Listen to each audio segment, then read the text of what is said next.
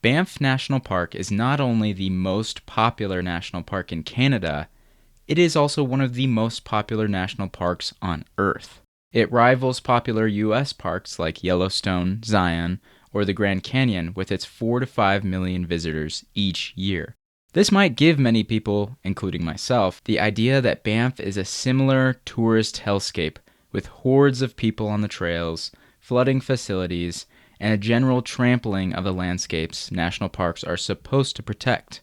I generally try to avoid extremely popular national parks for these exact reasons, but I figured I would give Banff a shot while I was driving through Canada. It turns out, Banff is not what I thought it was. Using a couple simple strategies that I'm going to share with you, along with an important factor many do not take into consideration, it is possible to avoid the people and see some of the most gorgeous mountain landscapes on Earth.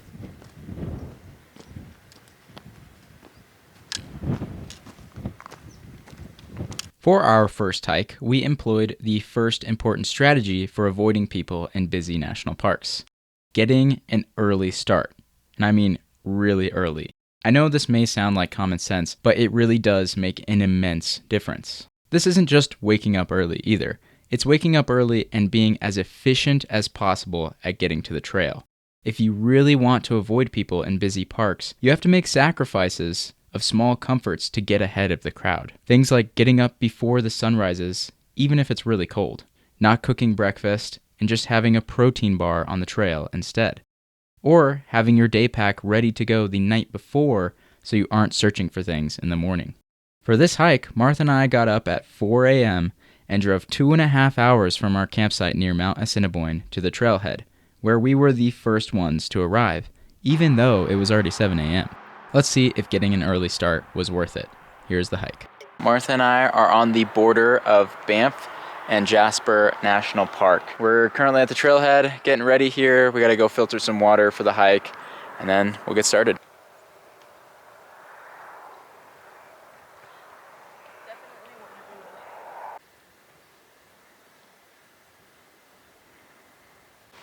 I gotta say, I get the hype. This is quite insane.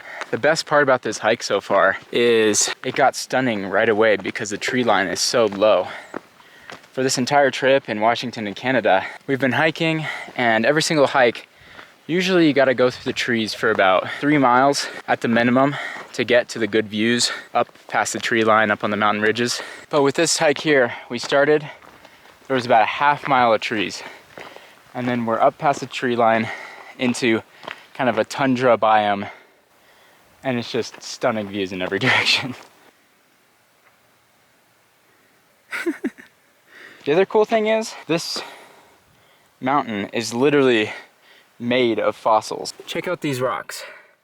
Just full of shells and other ancient marine creatures that essentially make this entire mountain range. And that's because the Canadian Rockies are primarily comprised of ancient limestone, which limestone is formed on the bottom of an ocean as marine creatures with calcium carbonate skeletons pile up onto the ground continually. And as they keep piling up, they build up literal stone. Oh my God.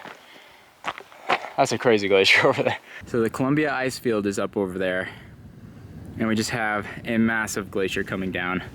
I think that one is called it's either the Athabasca Glacier or the Andromeda Glacier, I think. Feels like we're on top of the earth. We barely did any work. It's a huge glacial valley, and that glacier comes down pretty far, and it carved that valley. There's a massive waterfall there too. A great cascade. There's some of the ice field up top. So of course we are not gonna stop here. We've only gone 2 miles, I think. So I think we're gonna try to summit that peak there. I don't know if we'll make it, but regardless, up on that ridge there, we should get even better views of everything. And it'll be quite fun. Ooh, look at the clouds moving off that guy. Wow. Here on top of this ridge is something pretty interesting. This is a very robust wind shelter. Tundra ridges like this one are often extremely windy. We're actually really lucky that it isn't today. But when it is, you know, if you want to get this view, you have to put up with grueling wind. So people build these little rock circles that deflect the wind so you can sit in them and take a break. It looks like they're kind of faced this way, so I guess the prevailing wind must usually come from that valley.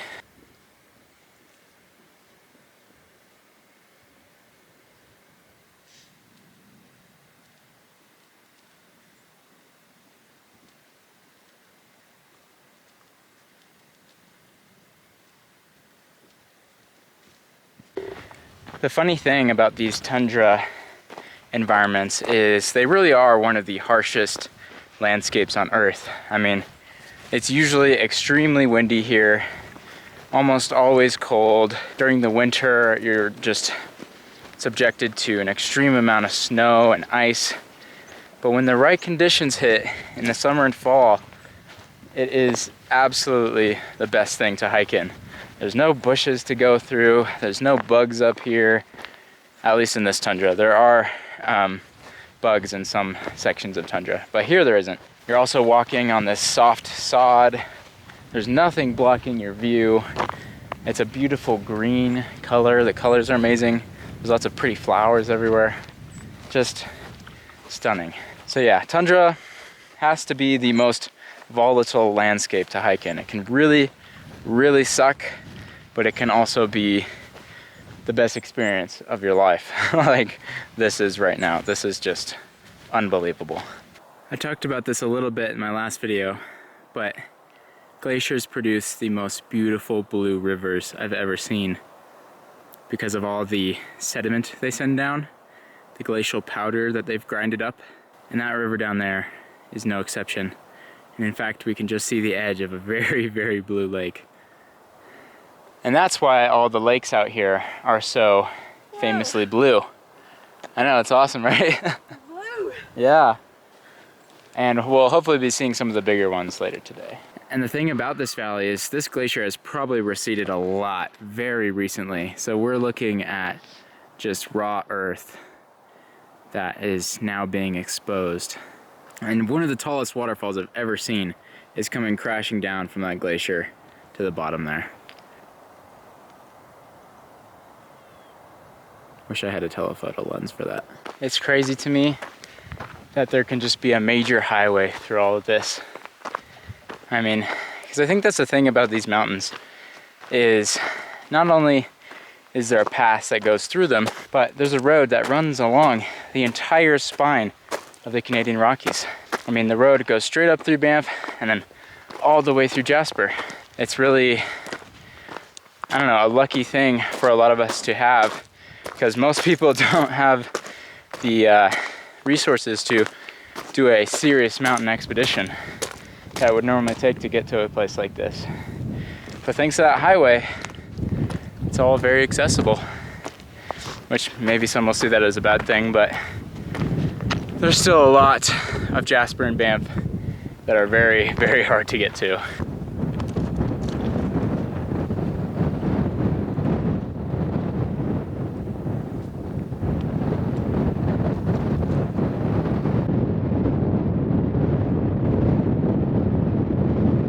Now that we're pretty high up on this ridge, we're encountering some of that wind I was talking about.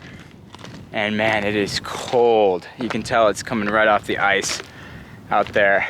And I don't know if I've ever been this cold in mid-August, to be honest. Unfortunately, the mountain that I was pointing at, not doable.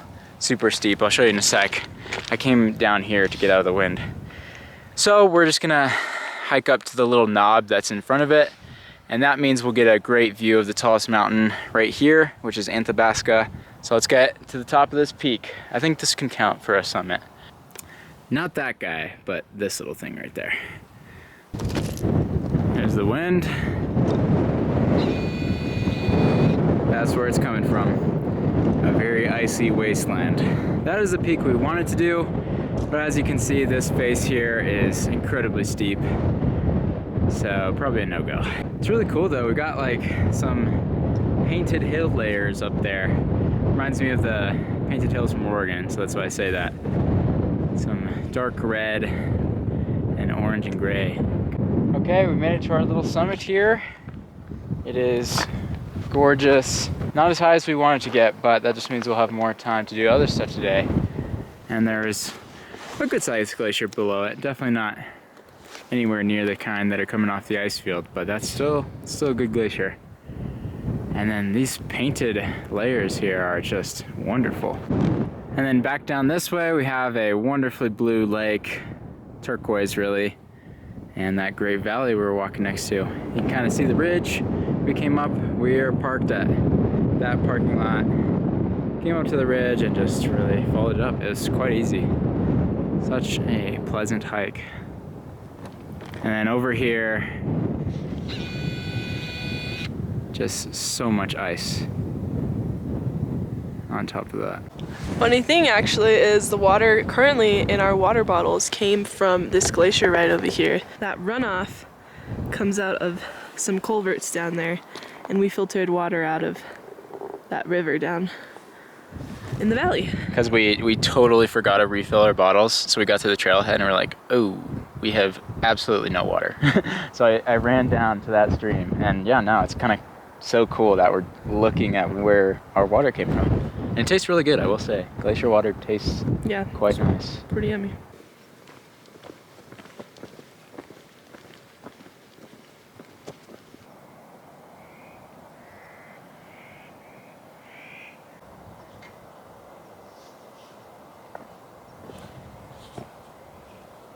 By the time we got back to the trailhead, it was completely jam-packed with over 50 cars.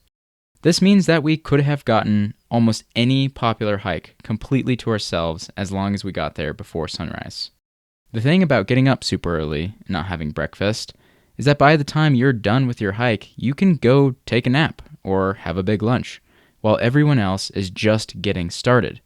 So it's not even that big of a sacrifice. You just have to be willing to put up with the discomfort in the morning instead of later in the day. This strategy can apply to nighttime as well. Hiking during the evening when everyone else is retiring for the day or having dinner can also provide solitude in busy places. After the hike, we headed over to one of the busiest places in either Banff or Jasper National Park, the Columbia Icefield Viewpoint, just to see the juxtaposition of two types of travel in national parks. It was very crowded, with hundreds of people, and generally lacked all of the wonder of the hike we had just done, despite the fact that it was only a few miles away as the crow flies. These sorts of spots are just not enjoyable in national parks for me, and if you feel the same, just know that you can get away from that. Just down the road were many other beautiful, cavernous cirques with glaciers pouring off the ice field that would have been just as magnificent as the popular viewpoint, but with none of the people. As much as I would have liked to explore those, we were now in Jasper National Park, which borders Banff on the northern side. We wanted to focus on Banff, so we flipped around and headed south to the next hike. And now we're at the trailhead of an unknown trail. I have no idea what's over here because there's no sign, and all we can see is some sort of like slack canyon, so maybe there's a waterfall. We do have a pretty big waterfall over here already. Bottoms up! Martha's Cheers! Very hungry and we have no food. Jesus, so she's eating straight tahini. We've kind of done a bad job on the grocery shopping the last couple days, so whoops.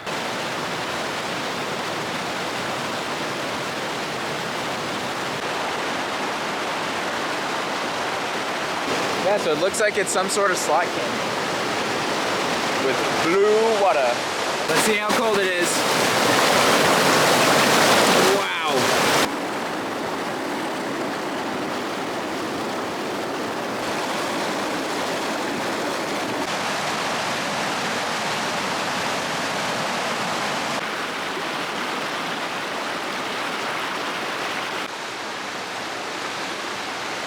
We're gonna climb up this hill and see if we can get a better view of the canyon.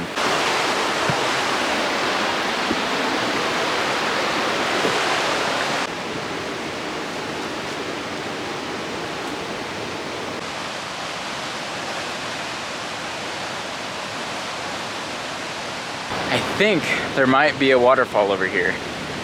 And if there is a blue waterfall, you can bet that that is now on my bucket list to see. That's so cool. Man, the color here is insane. Turquoise water, black rocks, green moss. Jeez. And there's more of a waterfall right there. Wow. Is it coming out of a tunnel? I don't know.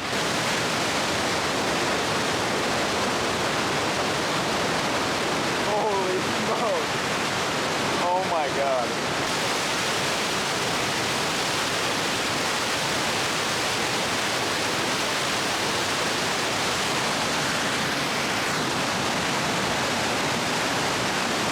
We're on a rock ledge and the water is directly below us. And I gotta say, the waterfall isn't very blue, but there is a slight hint of blue that I've never seen in a waterfall before. That is so cool.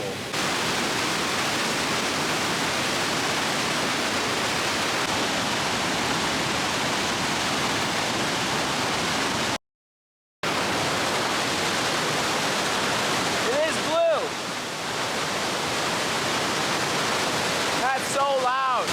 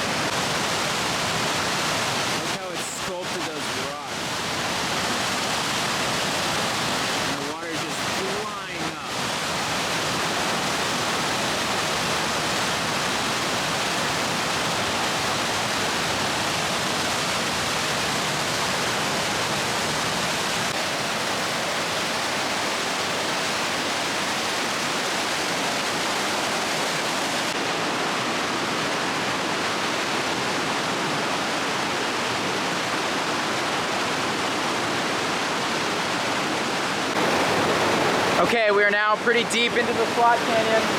This is where we have to stop, but we have a great view up it. And it is insane. I've never seen anything like this. The rocks are carved smooth, just like they are in southern Utah, like I'm used to, but there's blue water running through it. It's crazy. And moss on the walls and everything.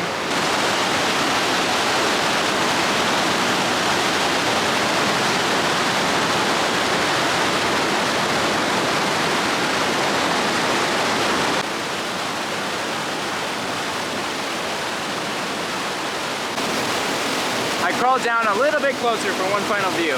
I just can't stop exploring this.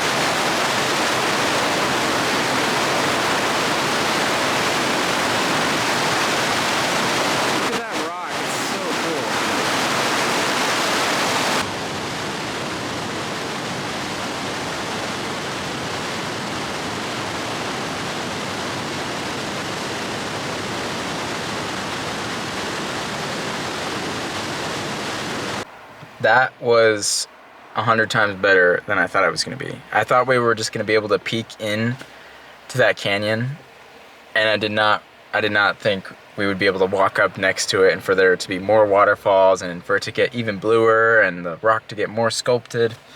Wow, that was insane. That is by far the coolest slot canyon I've ever seen. And I've seen so many, like I said, in Utah. Full of raging blue water was something else, for sure. This hike was the perfect example of strategy number 2. Go the extra mile. Again, this seems obvious, but it makes a huge difference and can be taken to the extreme.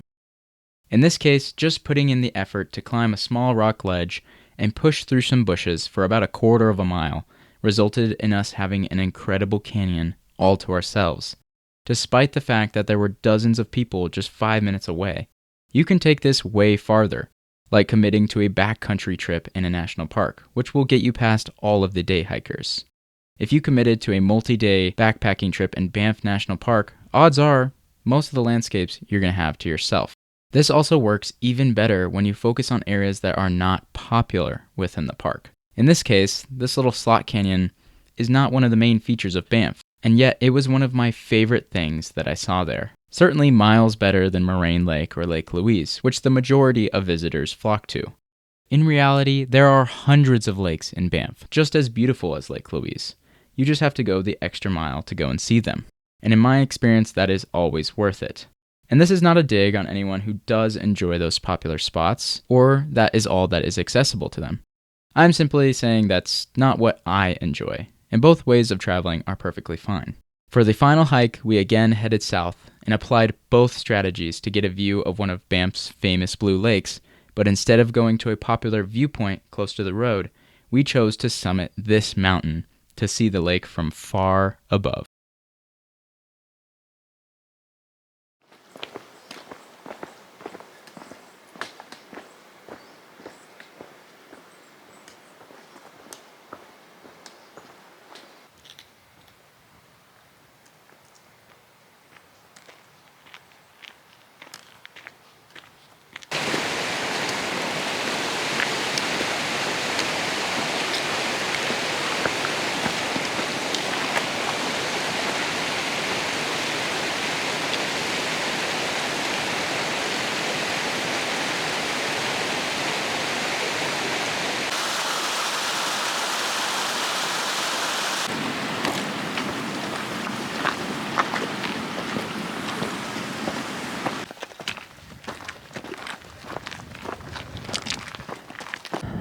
Check this out.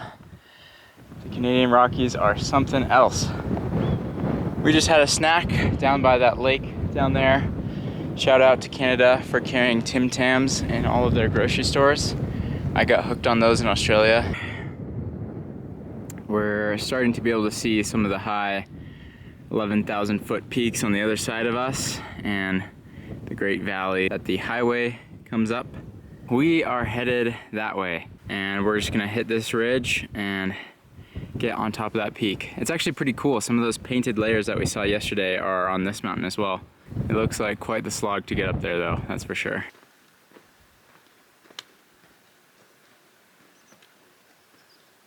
Look at this guy just chilling on his rock. The marmots here are so tubby.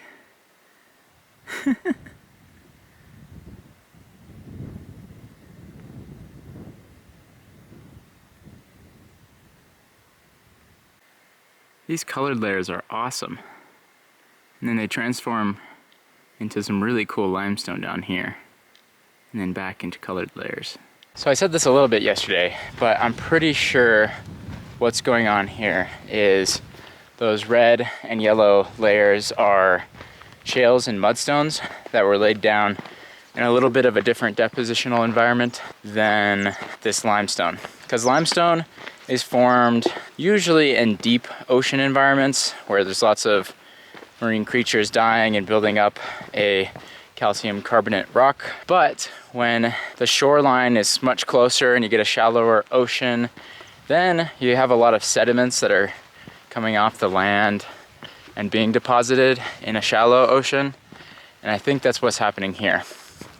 All the limestone around here was deposited in deep ocean, but with changing coastlines, maybe there was a couple periods of time where lots of sediment was coming out and getting deposited as mudstone or shale. That's just my theory. I don't really know for sure.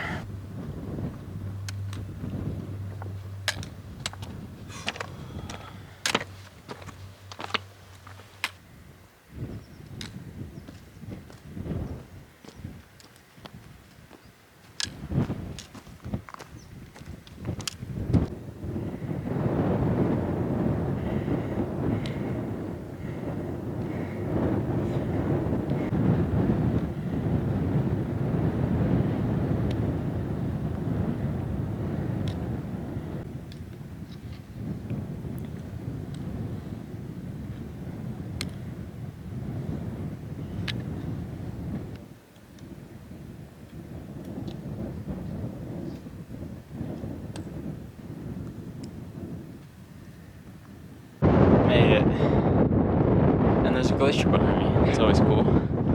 Check out this view. Also, sorry about the wind.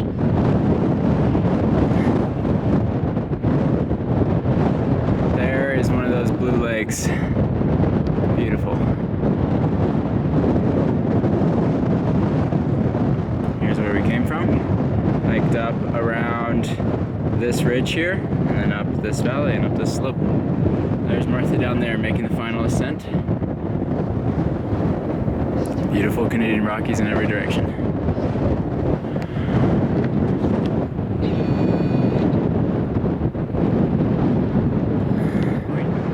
There's another one of those blue lakes. All in the sun too. And there's the kind of road we drove yesterday. Here's the glacier and kind of a side that we haven't seen yet. Interesting. Summiting I think this is a 3,000 meter peak in Banff National Park, which is almost 10,000 feet. And for the Canadian Rockies, that's pretty tall. The tallest peaks out here are like 11 to 13,000 feet. So we're just below the tallest peaks. Martha has now made it up, both on top of the peak. And yeah, this could not have been better, honestly. I can't even describe what color that is. It goes beyond blue or turquoise, I feel like. Maybe teal. Teal is a better descriptor. I gotta come up with new shades here. To enjoy some dark chocolate Tim Tams. These are my favorite flavor. Fight me about it, Australians. I don't know what the most common favorite is, but I love dark chocolate.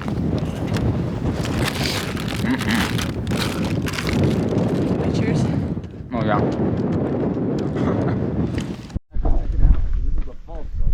Yeah, and check out like there's like a little world in this. Yeah. Alright, so enjoy the rest of your trip. Yeah, check out Marine Lake, like see if you can do a boat in the day maybe.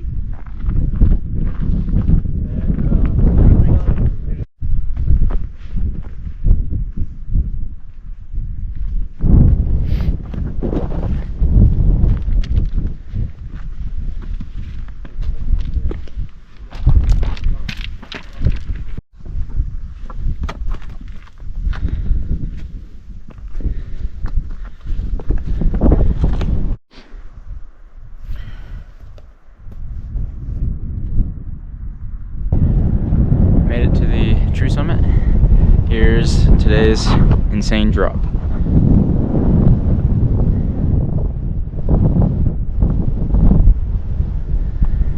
After this trip, it became very clear that busy national parks can still be very enjoyable for me, as long as I can figure out how to get away from the crowds. The final thing that I've not touched on is why Banff is even more deceiving in its popularity than I had previously imagined. This is because I did not take into account its sheer size, and many people don't. Banff is a very, very large park, which allows people to spread out more. Even if the total number of tourists is very high, the density of people is much lower than other smaller popular national parks. This is compounded by the fact that many people only visit Lake Louise and Moraine Lake. That is why my strategies were so successful here in Banff. Although the strategies would still lessen the crowds in other parks like Yosemite or Zion, it would be much, much more difficult to be completely alone with so little effort like it was here in Banff. I encourage everyone to get out and explore their local national parks, but also to realize that there are so many cool places outside of national parks as well. You don't have to look to Instagram or even my YouTube channel to decide where to go hiking. Odds are, if you just pick a general area you've been wanting to see and go explore a trail that isn't super popular, you'll find something beautiful and memorable. Most of the popular attractions within national parks are like that, not because they are the most spectacular place within the park, they are just the most famous place within the park, which is an important difference to understand. So if you want to go see Banff, don't follow in the footsteps of someone you saw online. Get out there and really explore it for yourself. Thanks for watching.